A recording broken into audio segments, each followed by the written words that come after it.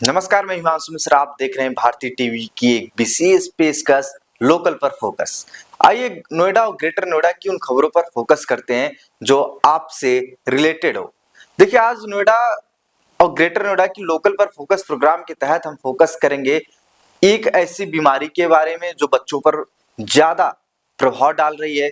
फिर हम स्वास्थ्य के बारे में बात करने वाले हैं जो नोएडा के अंदर एक भंगेल जगह है, वहां के स्थिति के बारे में हम बात करने वाले हैं। फिर स्कैम के बारे में बात करेंगे।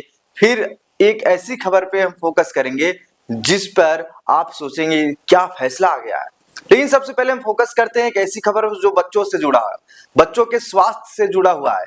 देखिए, बच्चों में बढ़ रहा है साइलेंट निमोनिया। ठंड की शुरुआत के साथ ही बच्चों में सर्दी, जुकाम और निमोनिया के मामले तेजी से बढ़ने लगे हैं। जिला अस्पताल से लेकर निजी अस्पतालों तक ओपीडी में सर्दी, खांसी, बुखार और श्वसन संक्रमण से पीड़ित बच्चों की संख्या में इजाफा देखा जा रहा है। कई बच्चों में साइलेंट निमोनिया के लक्षण भी सामने आ रहे हैं। जिला अस्पताल की child specialist doctor Arvind Kushwaha ने बताया कि रोजाना 5 से 8 निमोनिया से पीड़ित बच्चे आ रहे हैं। हालांकि अभी गंभीर निमोनिया वाले मरीज नहीं आ रहे हैं। इसके अलावा सर्दी, खांसी और बुखार की शिकायत लेकर करीब 60% बच्चे आ रहे हैं। इनमें से कुछ बच्चों में रेस्पिरेटरी इन्फेक्शन मतलब श्वसन संक्रमण और कुछ में फेफड़ों का इन्फेक्शन मिल रहा है।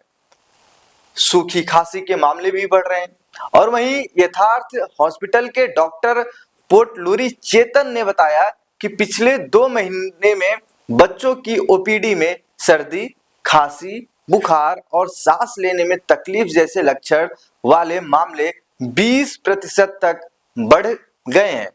कई मामलों में बच्चों में साइलेंट निमोनिया के लक्षण पाए गए हैं, जिनमें 5 वर्ष से कम उम्र के बच्चों में निमोनिया के मामले अधिक देखने को मिल रहे हैं।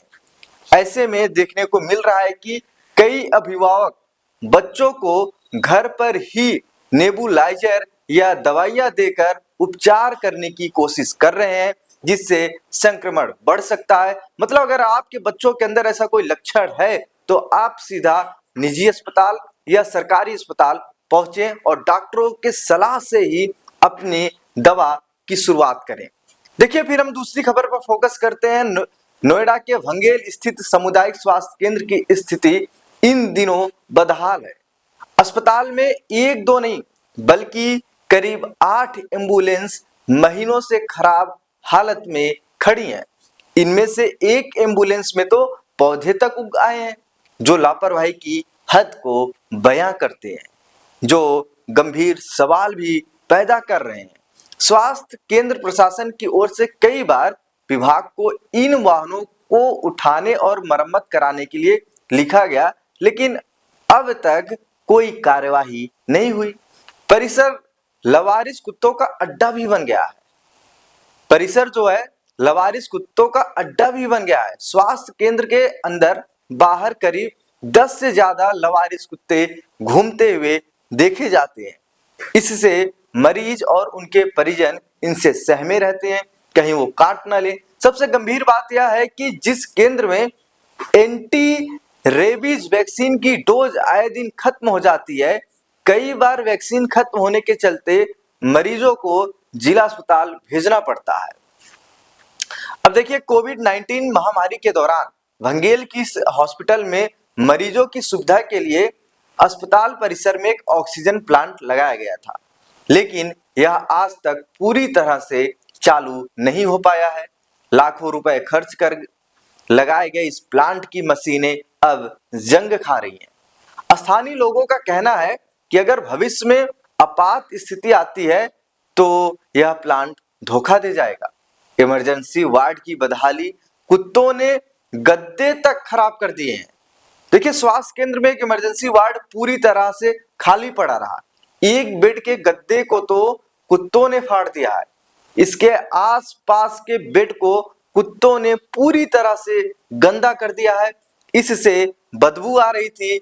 यहां दिखाने में बहुत समय लगा, लेकिन सुबह से आए हुए अब 11 बजे तक आके लोगों को दवाइयां मिल रही हैं। ये बात कह रही है, यादवती कह रही है कि हम सुबह से आए थे लेकिन हमें 11 बजे यहाँ पे दवाइयां मिल रही हैं।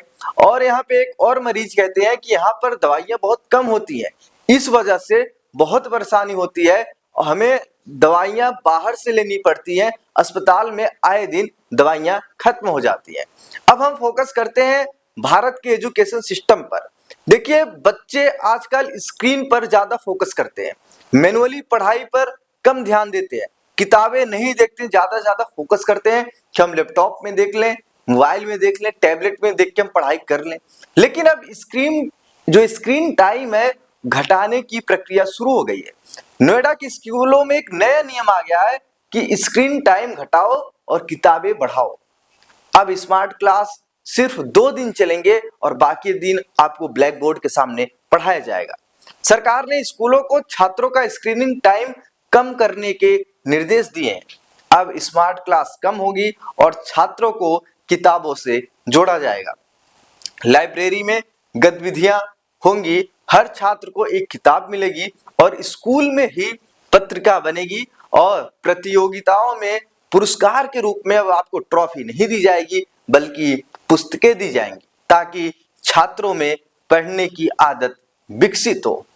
देखिए, हम लगातार भारतीय टीवी के इस लोकल पर फोकस प्रोग्राम के तहत नोएडा और ग्रेटर नोएडा में स्कैम की बात कर रहे हैं और आए दिन लोकल पर फोकस प्रोग्राम के तहत आपको ये हर एक स्कैम के बारे में बता रहे हैं और हर दिन किसी न किसी के साथ स्कैम होता रहता है। लेकिन अब ऐसी खबर पर फोकस करते हैं कि आपके होश उड़ जाएंगे। फर्जी फर्म बनाकर 51 करोड़ रुपए की जीएसटी चोरी करने वाला गिरोह का पर्दाफाश हो गया है।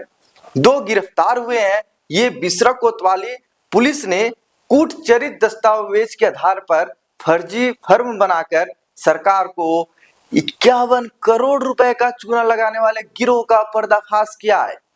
पुलिस ने गिरोह के 2 सदस्यों को गिरफ्तार किया है। आरोपितों की पहचान जिला हापुड़ थाना बहादुरगढ़ गांव सलोनी के प्रवीण व जिला बुलंदशहर के थाना सियाना गांव बिखराऊ के सत्येंद्र के रूप में हुई है। पुलिस जांच में सामने आया है कि दोनों आरोपियों ने फर्जी फर्म बनाने व खाता खुलवाने के लिए केवल अपने फोटो का प्रयोग किया और बाकी दस्तावेज फर्जी लगाए हैं। डीसीपी सेंट्रल शक्ति मोहन अवस्थी ने बताया कि bank of India greater Noida branch से शिकायत मिली कि 2 लोगों ने फर्जी दस्तावेज का प्रयोग कर अलग अलग बैंक खाते खुलवाए हैं। इन खातों के जरिए लगभग 3 करोड़ 42 लाख रुपए से अधिक का लेन देन किया गया। पुलिस जांच में यह भी सामने आया है कि आरोपितों ने 6 फर्मों को खुलवाने में ओटीपी प्राप्त करने के लिए 9 मोबाइल नंबरों का प्रयोग किया था।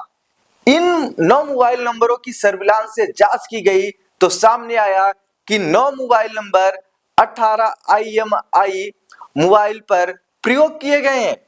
इन IMEI नंबरों का कुल 87 मोबाइल नंबर प्रयोग किए गए हैं।